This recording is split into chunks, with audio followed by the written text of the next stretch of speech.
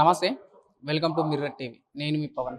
మనం గత కొన్ని రోజులుగా చూస్తున్నాం తెలంగాణ రాష్ట్ర వ్యాప్తంగా ప్రతి గురుకులాల్లో సమస్యలు కనబడుతూనే ఉన్నాయి. సో, ఈ సమస్యలు ప్రభుత్వం ఎందుకు పట్టించుకుంటలేదు? ఎందుకంటే ఎక్కడ చూసినా కొన్ని బయటకొస్తలేవు, కొన్ని బయటకొస్తున్నాయి. పిల్లలు రోడ్లపైకి వచ్చి ఆందోళన తెలుపుతున్నారు. ఒకవైపు ప్రతిపక్షాలు గాని, సామాజికవేత్తలు స్పందిస్తున్నారు గాని, ప్రభుత్వం పూర్తి స్థాయిలో ఎందుకు స్పందిస్తలేదు? పిల్లలతో ఎందుకు ఆటలాడుతుందని చెప్పేసి మనతో మాట్లాడడానికి డాక్టర్ మధుసూదన్ గారు ఉన్నారు. గురుకుల జనరల్ సెక్రటరీ సార్ ఉన్నారు.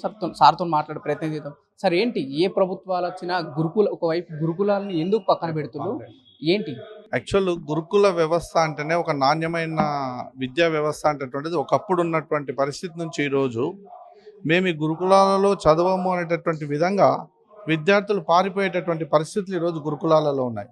సుమారు 6 లక్షల మంది విద్యార్థులు ఉండాల్సిన చోట 1,00,000కు పైగా విద్యార్థుల ఖాళీలతోటి ఈరోజు గురుకులాలు నడుస్తున్నాయి అని అంటే విద్యా నాణ్యత అనేటటువంటిది తక్కువ చేయడమో లేకపోతే అక్కడ ఫెసిలిటీస్ కల్పించకపోవడమో అనేటటువంటిది ప్రభుత్వమే ఆలోచించాలి. ఎందుకంటే ఈరోజు ఒకప్పుడు 1972లో ఏదైతే గురుకుల వ్యవస్థ స్టార్ట్ అయిందో పివి నరసింహారావు గారు రాష్ట్ర ముఖ్యమంత్రిగా ఉన్నప్పుడు సర్వేలు మంచి విద్యా సంస్థలు వచ్చినాయో అవి ఉత్తమ ఫలితాలు ఇవ్వడం వల్ల నెక్స్ట్ దాని తర్వాత 1984లో ఎన్టీ రామారావు గారు ముఖ్యమంత్రిగా ఉన్నప్పుడు ఇమ్మీడియట్గా ఎస్సీ గురుకులాలకు ఎస్ఆర్ శంకరన్ గారు ప్రిన్సిపల్ సెక్రటరీ గారు ఉన్నప్పుడు ఇమ్మీడియట్గా ఎస్సీ గురుకులాలు అనేటటువంటి స్టార్ట్ చేయబడ్డాయి. సో ఆ రోజు గురుకుల వ్యవస్థ అనేటటువంటిది ఏ విధంగా ఉంటుంది, గురుకులాలలో మాకు సీట్ వస్తే చాలు మా విద్యార్థి సెటిల్ అవుతాడు అనేటటువంటి తల్లిదండ్రుల యొక్క ఆలోచనలకు తర్వాత వారి యొక్క ఆశలకు అనుగుణంగా ఉపాధ్యాయ వర్గం కూడా పనిచేసింది. ఈరోజు రాష్ట్రంలో ఉన్నటువంటి పెద్ద పెద్ద ఐఏఎస్లు ఐపీఎస్లు కూడా గురుకులాల నుంచి వచ్చినటువంటి వారే కావడం అనేటటువంటిది గురుకులాల యొక్క పనితీరుకు నిదర్శనం. చాలా పెద్ద పెద్ద ప్రస్తుతం ఉన్న రాజకీయ నాయకులు కావచ్చు, ఐపీఎస్ ఆఫీసర్లు కావచ్చు, తెలంగాణలో ఉన్న వాళ్ళు ఈ గురుకులాల నుంచి వచ్చి పెద్ద పెద్ద స్థాయికి ఎదిగిన వాళ్ళకు ఉన్నా కూడా ఎందుకు ఇంకా ప్రభుత్వాలు గురుకులాన్ని ఎందుకు పట్టించుకోవట్లేదు? ఏంటి ప్రధాన కారణం? ఇక్కడ ప్రధానమైనటువంటి సమస్య ఏంటి అంటే వారు ఉన్నప్పుడు పరిస్థితులే ఈరోజు అధికారులు ఊహించుకుంటున్నారు. మేము ఆ పరిస్థితుల నుంచి వచ్చినాం కాబట్టి అదే విధంగా గురుకులాలు ఉండాలనేటటువంటిది ఊహించడం అనేటటువంటిది చాలా పెద్ద ప్రశ్న అయిపోయింది. అప్పుడున్నటువంటి విద్యార్థికి అప్పుడున్నటువంటి తల్లిదండ్రులకు ఉన్నటువంటి రిలేషన్స్ ఇప్పుడున్నటువంటి వాటికి చాలా తేడా అనేటటువంటిది ఉంది. దాన్ని ప్రభుత్వాలు విస్మరిస్తున్నాయి. ఎంతకాలము విద్యార్థిని ఒక జైలు గదిలో బంధించాలనేటటువంటి కొన్ని ఆలోచనలు చేస్తున్నారు తప్ప ఫ్రీడమ్ అనేటటువంటిది ఇప్పుడు ఎడ్యుకేషన్ అనేటటువంటిది 2 విధాలుగా మారింది. ఒకటి కరోనాకు పూర్వం ఎడ్యుకేషన్ ఒక టైప్లో ఉండే, కరోనా తర్వాత ఎడ్యుకేషన్ ఒక టైప్లో వచ్చింది. సో దాన్ని దృష్టిలో పెట్టుకొని విద్యా సంస్కరణలు చాలా చేయాల్సినటువంటి అవసరం ఉంది. విద్యార్థికి కావాల్సినటువంటి సౌకర్యాలు పెంచాల్సినటువంటి అవసరం. ఒకప్పుడు తల్లిదండ్రులు చెప్తే వారి పిల్లలు వినేటటువంటి పరిస్థితి. నేను ఇదే సొసైటీలో 35 సంవత్సరాలుగా జాబ్ చేస్తున్నటువంటి వ్యక్తిని అప్పుడు ఎట్లుండే అంటే తల్లిదండ్రులు మా పిల్లవాడు ఇక్కడ చదువుతాడు సార్ అంటే పిల్లవాడు ఖచ్చితంగా అదే చదివి ఉత్తమ స్థానంకి వచ్చేటటువంటి. కానీ ఈరోజు పరిస్థితులు కాదు. విద్యార్థి యొక్క అభిష్టం మేరకు గురుకులాలలో చేర్చించాల్సిన చాలామంది విద్యార్థులు వస్తున్నారు. వచ్చిన తర్వాత ఏం చేస్తున్నారంటే మాకు పరిస్థితి ఇక్కడ బాగాలేదు, నేను ఇక్కడ చదువునందడే ఇమ్మీడియట్గా తల్లిదండ్రులు అక్కడ ఎంత మంచి స్టాఫ్ ఉన్నా ఎంత మంచి ఫెసిలిటీస్ ఉన్నా విద్యార్థి యొక్క అభిష్టానికి అనుకూలంగానే తల్లిదండ్రులు నిర్ణయం తీసుకోవడం అనేటటువంటిది ఈ రోజు ఉన్నటువంటి చర్య. సో అట్లా కొత్త తరం విద్యార్థులను ఆకర్షించేటటువంటి విధంగా గురుకుల వ్యవస్థ డెవలప్ కావాలి. యాక్చువల్ గురుకుల వ్యవస్థలో ఉండాల్సింది ఏంటంటే ఫస్ట్ టీచర్స్కు క్వార్టర్స్ ఉండాలి, సపరేట్ డార్మెటరీ ఉండాలి, సపరేట్ డైనింగ్ హాల్ ఉండాలి, సపరేట్గా క్లాస్ రూమ్స్ ఉండాలి, ప్లే గ్రౌండ్ అనేటటువంటిది కంపల్సరీ ఉండాలి. కానీ ఈరోజు చూడండి ప్రతి ఇంజనీరింగ్ కాలేజీలో, ప్రతి పాడుబడ్డ డిగ్రీ కాలేజీలో, ప్రతి పాడుబడ్డ ఊర్లలో ఉన్నటువంటి నివాస గృహాలలో గురుకులాలు ఏర్పాటు చేశారు. కనీసం ప్రేయర్ చేసేటటువంటి సౌకర్యం కూడా లేనటువంటి చోట గురుకులాలు ఏర్పాటు చేయడం వల్ల విద్యా వ్యవస్థ మొత్తం దెబ్బతింటుంది. ఒకవైపు మనం అంటే కొన్ని వీడియోస్ చూసినాం సోషల్ మీడియాలలో ప్రభుత్వాలకు వ్యతిరేకంగా స్కూల్లో చదువుకున్న పిల్లలు కావచ్చు 6 నుండి 10th వరకు సో రోడ్ల మీదకి వచ్చి బైఠాయించి మాకు ఫుడ్ బాగాలేదు, నీళ్లు బాగాలేవు, ఫెసిలిటీస్ లేవని ఎన్ని సమస్యలు చెప్తున్నా కూడా ప్రత్యేకంగా ప్రభుత్వాలు ఎందుకు చొరవ తీసుకోలేకపోతున్నాయి వీటిపైన? ఇక్కడ స్కాలర్షిప్ అనేటటువంటిది ఎట్లయితే పెరిగిన రేట్లకు అనుగుణంగా పెంచాల్సినటువంటి బాధ్యత ప్రభుత్వాల మీదే ఉంది. కానీ ఉన్నటువంటి ప్రస్తుత పరిస్థితి ఏంటంటే 5, 6, 7 తరగతి చదివేటటువంటి విద్యార్థులకు ₹31.60 ఇస్తున్నారు. ఆ 7, 8 తరగతి చదివేటటువంటి విద్యార్థులు ఏవైతే ఉన్నారో 8, 9, 10 విద్యార్థులకు ₹35.60 స్కాలర్షిప్ ఇస్తున్నారు. ఇంటర్మీడియట్ వాళ్ళకు ₹50 స్కాలర్షిప్ ఇస్తున్నారు. ఈ 3 కలగలిపితే ఒక స్కూల్లో 640 మంది విద్యార్థులకు ₹37.70 3 పూటల భోజనం పెట్టాల్సినటువంటి పరిస్థితి వస్తుంది. ఒకప్పుడు ఉన్నటువంటి రేట్లు కేవలం 70-80 రూపాయలటువంటి ఆయిల్ ఈరోజు సుమారు 120-130 రూపాయలకు వస్తుంది. క్వాలిటీ అయినటువంటి మెటీరియల్ సప్లై చేయలేనటువంటి పరిస్థితి వస్తుంది. సో దానివల్ల ఒకప్పుడు ఇదే గురుకులాలలో 2017-18లో చికెను మటను కంపల్సరీ పెట్టి, కానీ ఈరోజు ఆ పరిస్థితులు లేవు. ఎందుకంటే రేట్లు పెరిగినాయి. ఆ రేట్లు పెరిగినటువంటి అనుగుణంగా మెస్ ఛార్జెస్ పెంచకపోవడం వల్ల ఒక్కొక్కసారి క్వాలిటీ దెబ్బతింటుంది. ప్రభుత్వం ఎందుకు పట్టించుకుంటలేదు మరి ఇవన్నీ సమస్యలు? ఒక ప్రభుత్వం పట్టించుకునేటటువంటి అవకాశం లేకపోవడం ఏంటంటే అధికారులు సరి అయినటువంటి అవగాహన కల్పించలేకపోతున్నారు. ఫీల్డ్ మీద రావాలి అధికారులు, ఫీల్డ్ మీదకి వచ్చి గురుకులాలు చూసి అక్కడ ఉన్నటువంటి విద్యార్థులతోటి మాట్లాడినప్పుడు వారికి వాస్తవం అనేది అలవాటు. ఏదో ఒక రూమ్లో కూర్చొని డిస్కస్ చేసేసి మేము చదివినప్పుడు ఇట్లుంటే అంటే అప్పుడున్నటువంటి విద్యార్థులు అప్పుడున్నటువంటి తల్లిదండ్రులు తేడా ఉంది. ఇంతకుముందు నేను చెప్పినట్టే ఇప్పుడు అట్లా లేదు పరిస్థితి.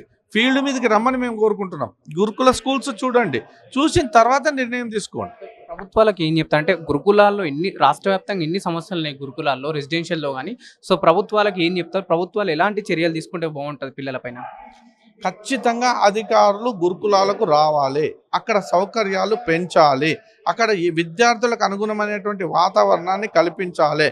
ప్రభుత్వం ఏదైతే ఒక రెసిడెన్షియల్ స్కూల్ కానీ పెట్టాలంటే ప్రామాణికత డిసైడ్ చేస్తుందో అవే ప్రామాణికతలు ప్రభుత్వం కూడా కల్పించాలి.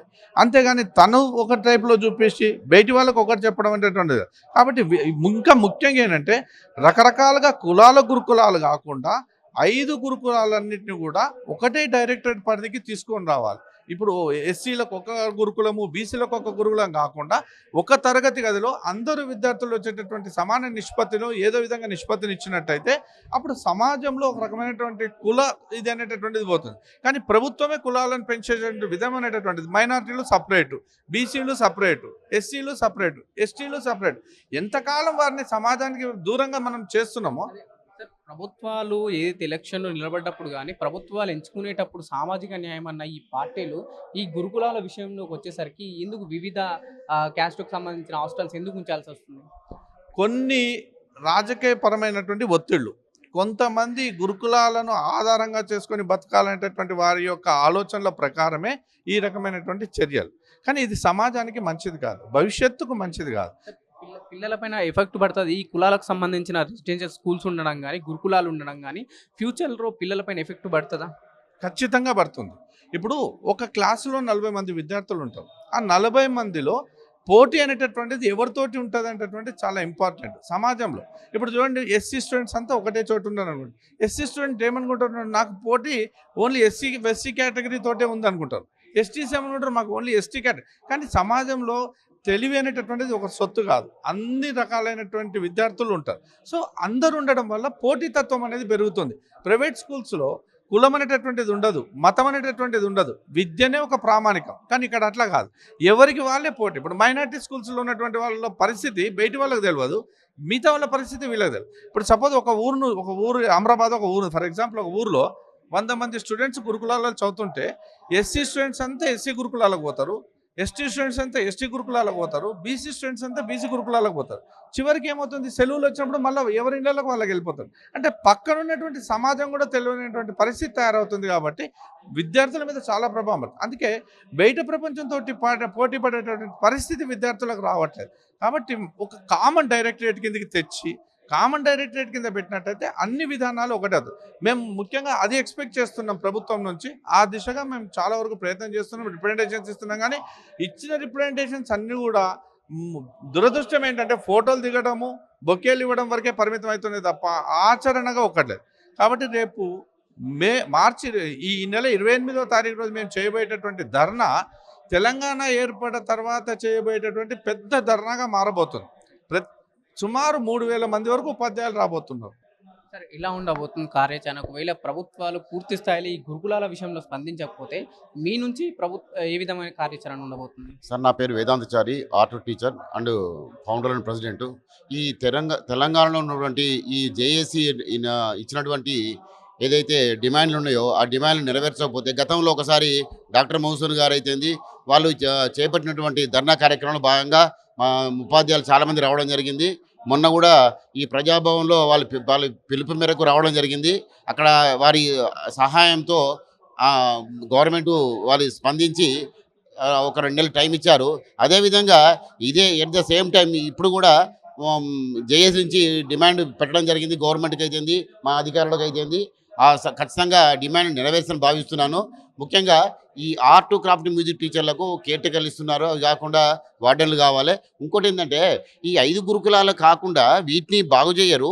ఇవి బాగు చేయకపోగా కొత్త గురుకులాలు పెడుతున్నా అంటున్నారు. ఈ కొత్త గురుకులాలు దయచేసి పెట్టకుండా ఉన్న గురుకులాలకు మెచ్చార్జెస్ అయితేంది, ఉన్న గురుకులాలకు సౌకర్యాలు అయితేంది, ఉన్న గురుకుల విద్యార్థులకు సౌకర్యాలు, బాత్రూమ్ ఉండదు, కొన్ని ఉంటాయి, ఆ రేషియో ఉండదు, ఆ డైనింగ్ హాల్ సరిపోదు, డార్మెంట్ సరిపోదు, డార్మెంట్లే పడుకోవాలి, అక్కడ డార్మెంట్లే క్లాసు ఉంటుంది, అన్నీ అక్కడే వసతులు. పిల్లలు కొంచెం ఇబ్బంది పరిస్థితుల్లో ఉన్నారు, మానసికంగా ఇబ్బంది పడుతున్నారు.